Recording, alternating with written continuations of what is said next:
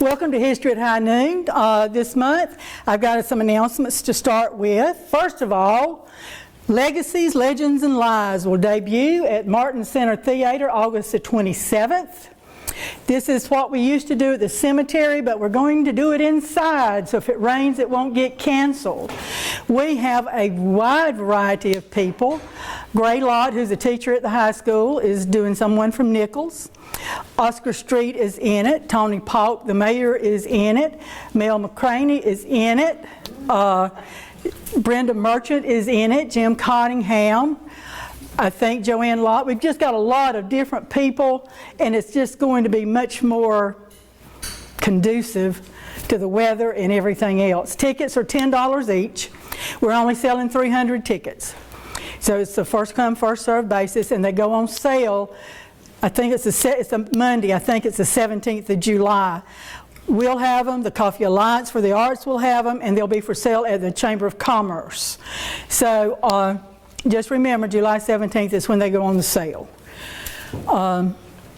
We will be doing History at High Noon right on.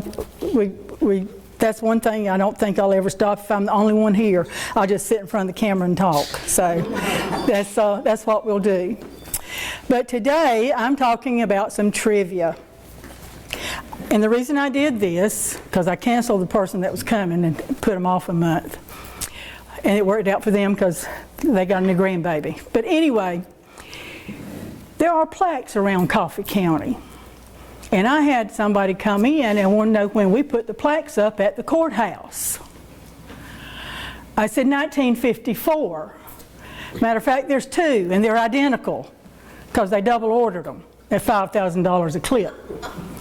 So there's two up there. And said, well, are there any more? I said, yes, there are. There's several historic markers in Douglas, Georgia. And that's what I'm going to start with today, is the historical markers. The county put up the ones at the courthouse to mark the centennial, 1954. Yeah, I'm going to have my notes because I don't remember names and numbers, so it might help if I know what I'm talking about. Those markers are spread out mostly in the downtown area. First Hospital has one, and we've talked about that. It's on the building. The Tri-High-Y International was founded in Georgia at Douglas High School in 1930. Dr. Fortney was the Douglas School superintendent, and what I'd like to do is read the names, because the names, one of them taught me art in high school and things like that. I'm just going to give you a few of the names. You go by and look at it. It's at the gazebo across from BG's Travel. Eleanor Brown, Sula Nahara, Anna Frances Clower, later became a Mormon. Catherine Uten, she became a Thompson, taught geometry. Jackie Preston, Dorothy Barrett, Rose Tanner, Rosemary, and Ruby Thompson King. So those were some of the founding members of the Tri-High-Y. And as I knew them later in life, I'm thinking, isn't that a Christian organization? You know, so it just kind of a shock to me there. The other one, of course, is the Martin Theater. We all know they started building it in 39, opened it in 40, closed in the 70s. And there was a lady, Betty and Oliver Malcolm. Anybody remember them? Mm-hmm. They got upset because it was going to wreck and ruin. And the best thing that came out of that to me, besides the restoration of the theater, was Jukebox Saturday Night. They did that as a moneymaker because a group in Savannah had done it, and they went to see the show. Some of the Douglas folks did. They came back and thought, we can do this. And they did, didn't you, Mel? For years and years and years. And we have some old, back in the day, those videos that they took at the Martin Theater weren't very clear or precise, but we have the videos of two of those shows. And sometimes when I'm in here, I'll put them on and just listen to the music. So, another thing that is, and this is one that I learned a lot about from Mary Clyde. Tanner Mercantile, where BG's is all the way through the Pocket Park. and back to where the old post office building is. That was Tanner Mercantile. His stores went all the way across except for that last brick building where the clothing store is. There was an alley behind it, and where the bank was his storage unit for hardware and farm implements. And he also had a storage area by the railroad tracks so he could unload things. Now, they say it was the first department store in Douglas. The reason they said that, they sold everything but alcohol. They did baby clothes, caskets, farm implements, tractor parts, mule raising, feed, everything. They sold everything. Groceries, shoes, caskets. They had a room with nothing but caskets.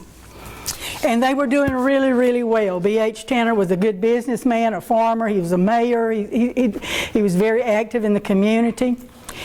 And what killed it all was the Depression. Not because he closed the store. When he closed his business in '31, he had 2 boxes of bills that he had loaned people on credit: food, farm implements, seed, fertilizer, and he did not have the money to keep the store open. He went bankrupt because he helped the farmers stay active. And I thought that was just a precious thing to admit. But anyway, that was one of the first things. Now then, in 1907, Douglas was a booming metropolis. I have a map up here. I'll pass it around. This is the whole city of Douglas, with a railroad track, probably 10 stores and 15, 20 houses. If you'll notice the railroad track, you'll see all these little houses here. These were railroad workers, these little teeny tiny houses. We had some in West Green when I was growing up by the railroad track. They were like, you'd call a shotgun house. 1 room wide, you just walk through it all. But this is a map of Douglas in 1907. This was a pivotal center for Coffee County. Not because of shopping, not because of all the stores. They had a courthouse. If you wanted a deed or anything like that done, you came to Douglas. If your neighbor was fighting over the property line, you came to Douglas, unless you shot them while they weren't looking. So, I mean, it was everything was here. The railroad helped, but before this, and I have the 1850 and 1890 maps, I'll let you see. In 1850, there was a courthouse, a barber store, barber shop, and post office, and Kirkland store, and a jail. That's it. So it did a lot, but those are those 2. I just want you to see that Douglas has not always been like it is now. Like we didn't know that because we were here in the 50s and 60s. Okay.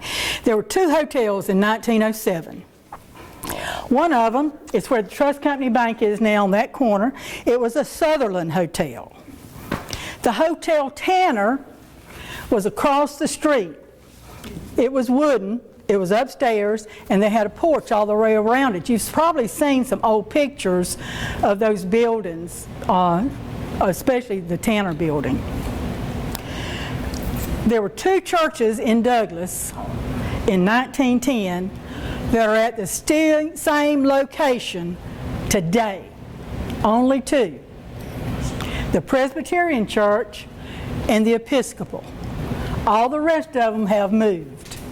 They're not in the same place, but they stayed the same. Buildings have changed quite a bit, but the churches are still there. Ashley Price Lumber Company, John Ashley and Price were in business. Their business in Douglas covered the whole block where the rec center and the gyms are. They covered the block where the new city hall sits. When Miss Ada's house was built, it was on the edge of a lumber yard. That's how big their company was in downtown Douglas. And see, people didn't know that it was really a type of an agrarian deal because Douglas was not a city. It was a county seat, but there was none of the fancy stuff until Gaskin Avenue started. Okay? There's one thing I'm going to talk about, and the reason I'm going to talk about this is because I rode by the building the other day and my blood pressure went up. And then I called Georgia and it went up higher. But anyway, there's a building in Douglas that was one of the most pivotal buildings to get this city started we ever had. Not City Hall, not the courthouse. There was a group of women that were married to businessmen and politicians, and they started the City Improvement Club. They started that in 1908, and this was J.C. Brewer. Got together. Some of them were single ladies that were daughters of those men. Their first goal was to landscape the courthouse grounds. They planted trees and shrubs and flowers. And when I was verifying all this information, I thought, oh my God, I hope they didn't see them cut those trees down and just strip the land. I just hope they didn't notice that from heaven. In 1912, they stopped cows from ranging on the streets. Cows were just anywhere, everywhere, and all the things that went with cows spread that way also. But they had a tea party. I wish I'd been there. It was a Japanese tea party with Southern sweet tea. But they all dressed in Japanese costumes at the courthouse. They had lanterns and the swags and all this, all very oriental looking. And they sold tea and they raised money for their projects. And the first project they did was the Douglas City Cemetery. They had gone out there and all they saw was weeds and shrubs and briars and just overgrown mess. So they spent 1912 cleaning up the Douglas City Cemetery. In 1913, they had raised enough money to hire a caretaker to keep it up. These are the same ladies that planted the Arbora Vitae, I hope I'm saying that right, Italian cypresses, they planted shrubs, they planted grass. Without them, I don't know when the men would have got to it. I really don't, because it was not that big a deal. Now the road out to the cemetery was dirt. Most of them were. But their job, Ms. Brewer would have the ladies walk down that street and count the potholes. Count the potholes in the street to the cemetery. Then at their next meeting, they'd get together and they'd all go to the city hall when they had their meeting and complain. Well, since you sleep with the mayor, you pretty much got his ear and everything else, so these things got fixed. You see what I'm saying? When Douglas started paving streets, they were doing Peterson Ward, you know, all this. But the ladies stepped up and said something has to be done about Cemetery Road. Now, it's not the pavement we thought. It's usually just rocks and gravel and, you know, that kind of thing. But it was better than dirt ruts. Okay? 1914, they did a major change. A lady came from Waycross. She was part of the Douglas Woman's Club. It's a federation. And they saw, wait, we got some power here. We got somebody that can back us up, like do things like we like to do. So they changed their name to Douglas Woman's Club. And that's where it became, let me see, I'm trying to be nice, a more open group. Previously, it was the wives or the adult daughters of the men with money and power. Now it was the doctors' wives or somebody, you know, women that were concerned about the community. The first thing they did, they changed their name in January. March the 10th was Clean Up Douglas Day. They made businesses, and then in their notes they said made. They didn't say ass, they said made businesses and homes by trash cans with lids. You know why? Rats. Rats were everywhere. Disease was everywhere because of open trash cans. So that was their push. They made them all buy trash cans. Then they asked the city for a health inspector. Dr. G.L. Touchton came to Douglas as health inspector. The next thing you know, houses are required to have screen doors and screen windows. Now we get to flies and mosquitoes. This is in 1914. 1916, they built a building. It was just a little bitty room on the corner of Sellers and Coffee. That's where they met. The Daughters of the Confederacy met. That was a meeting house. They did that before Mr. Ward donated the land for a park to the city of Douglas. He did not do that until his wife died 4 or 5 years later. But they got permission from him to build, and a building permit from the city to build that building. A little small one, 20 by 36. It's the original part. If you've ever been in the Douglas Women's Club, it's this side where the big room was not there. The DAR began, not the DAR, the Daughters of the Confederacy began losing members because they were all dying out. So they turned on their part of the ownership of the building to the Women's Club. The Women's Club landscaped Emma Ward Park. They planted every tree, every bush, every shrub. They put in a fountain at the park. They built a band stage. That's what they called it. They had socials. They hired bands to come and play, and people from town would come and sit on the benches they installed in that park to listen to the music. Douglas didn't do that. The Women's Club did that. Okay? I get really involved about this building. I'm sorry. I just get real... In 1917, they did something that Ms. Brewer had been trying to do for years.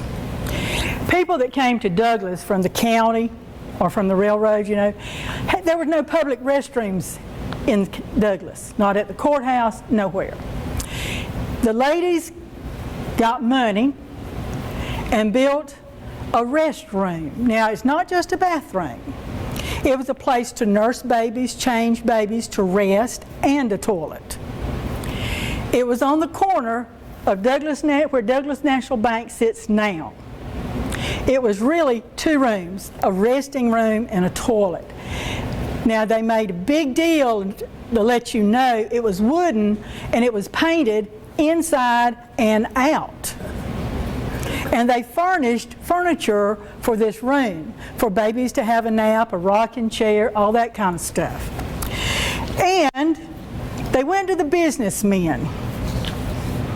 And in their notes it said the businessmen responded cheerfully. I don't think so, but that's what they wrote. One of the ladies said, "Constant dripping of the water wears away the toughest stone." And I think that's what they did from the time they started their little organization till it closed. But the men donated money to hire a maid to help with the babies and the ladies that visited down. 15 years later, the courthouse puts in public toilets. So without them, nobody had a place to go. In 1919, there was a big push in Coffee County on education then, because there was no mandatory attendance that was held up. Yeah, they wanted you to go to school, and they said you had to go to school, but nobody made you go to school. So a lot of them found out that people's children didn't have clothes to wear to school. They had clothes to farm in, you know, little ragged clothes or whatever. So for 1 solid year, those ladies made shirts and dresses, so no child did not have at least one good outfit to wear to school.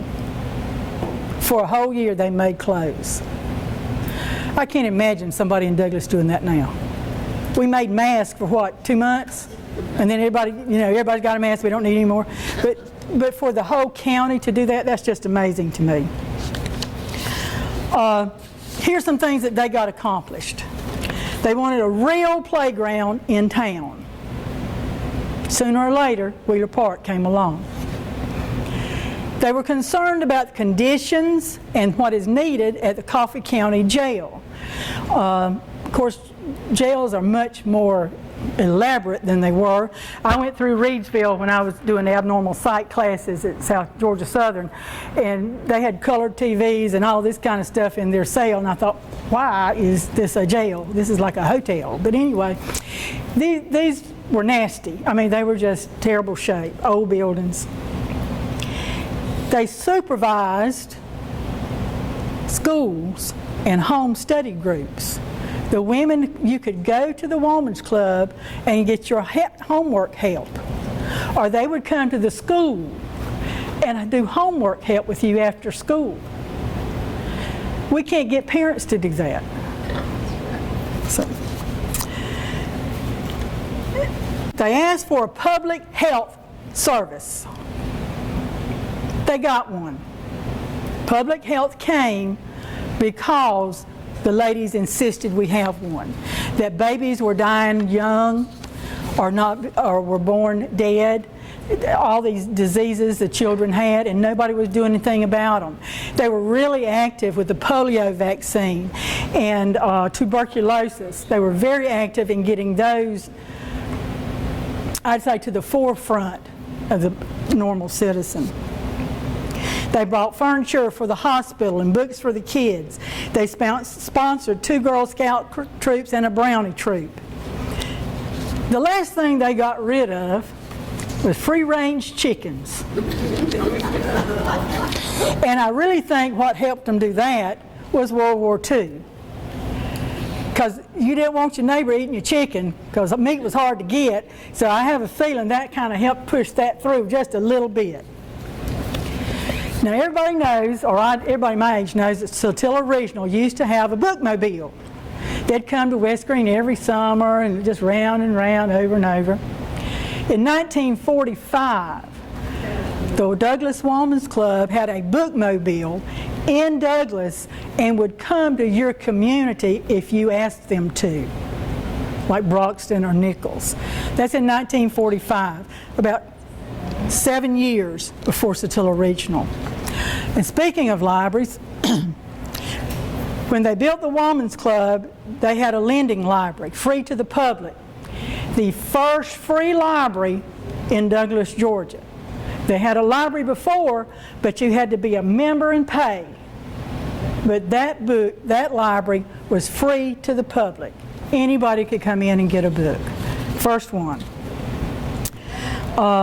I think that's about it. I know y'all are so tired of hearing me talk about this. The building, for those who do not know, education in Coffee County hit a hard spot in the 50s and early 60s. Nearly every school was condemned or needed to be condemned because of age, especially Central School. Those buildings were just not safe, upstairs and all this kind of stuff. Even at West Green, our gym, the water, well, it's like Bryan Street Gym. It was so dank and nasty downstairs, you didn't want to change clothes or go to the bathroom. But they didn't have any money to fix it, the school board, and they couldn't build them. So for 4 years, the Douglas Women's Club was used as a 2nd and a 3rd grade at different times for Douglas school system. So every day kids went to school at the Women's Club. In 1940, they did that large room with a stage and had built a kitchen and a bathroom. Still there. I remember going to family reunions, anniversary parties, wedding parties. Churches didn't have social halls. They just didn't. If you wanted a big place, you went to somebody's big yard with long tables, and that's where you did it. But they offered that service. We have pictures, some of my favorite pictures of the inside of the Women's Club is the womanless wedding with Glenn Clower playing the piano in a skirt hiked up way up high. It's just, they did that kind of thing to raise money. And they did it on a regular basis. Everything, they had a womanless fashion show. The Junior Women's Club did a regular fashion show, but the Douglas Women's Club had the womanless one, because those are so much more fun. It's like donkey basketball. I mean, it's just more fun. In 46, they started recognizing a Woman of the Year. Not necessarily a member of the club, but a woman that had contributed to Douglas that year enough to be recognized. And that was different. The Kiwanis Club held their meetings at the Women's Club, as did Women of the World, book clubs, Boy Scouts, Girl Scouts. Any Delta Kappa Gamma folks here? Any? They held their meetings there. That building, just ride by and look, it makes you want to cry. The city, it was written in the deed that when the Women's Club stopped, the city received the property. Now the Women's Club stopped 3.5 years ago. Nobody's cleaned off the roof. You got trees this high growing in the roof. Nobody's fixed a rail, nobody's fixed a screen, nobody's fixed a broken step. It's just, they're leaving it there to rot. And the thing is, well, we don't outright own it till they sign the paper. Excuse me, that's no reason. That's no reason. So anyway, I ride by that building and I think, this is what history did. And now we're ignoring it. So when you see me put more pictures of buildings that are going to pot, you're going to say, well, she's at it again. But that's why they don't want me on the planning committee anymore. I was on the Douglas Planning Committee, and they're like Dr. Lease, they don't want me on any of their committees. So anyways, that's all I want to talk. I just wanted to share these things that, first of all, that I like the Douglas Women's Club, but things that you have ridden by and probably didn't think about. And we're in the process now of trying to identify.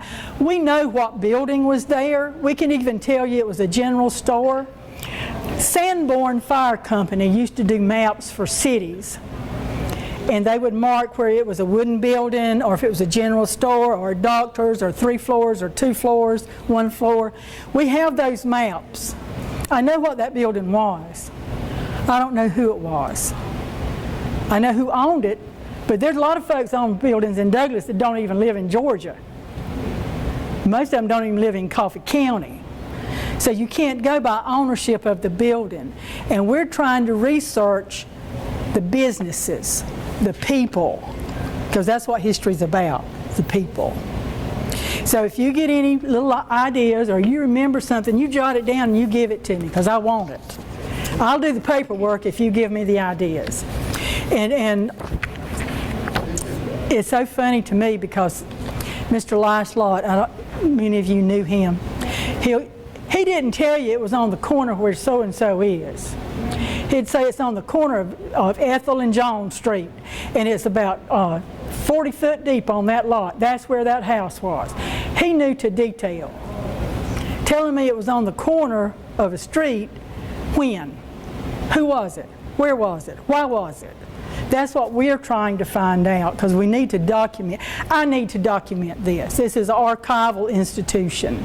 We need to know. So that's all I have to say. Anybody got a question? How big was, I mean, how many members did that? At one time, the only one I've got a complete listing for is 1920, and that's after the transition. They had 84 members.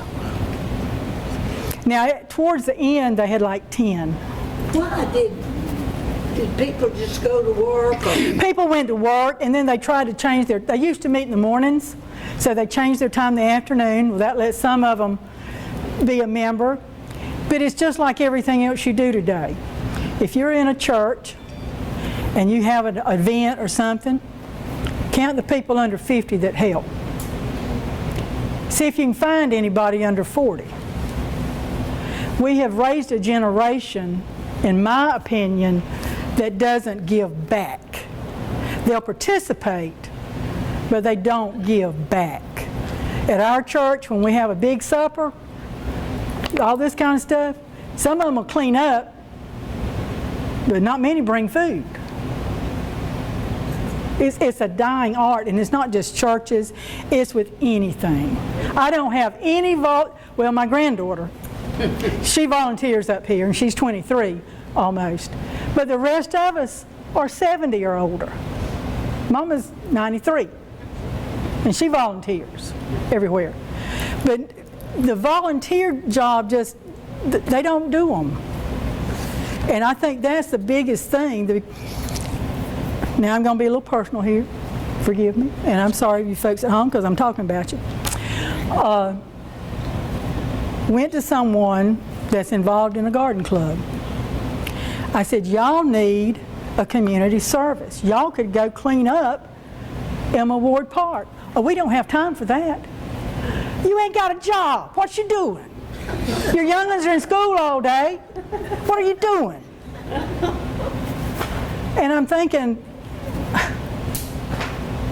see, if you had asked that 30 years ago, you'd had 50 women at that park cleaning it up, fixing the flowers and the trees and everything else.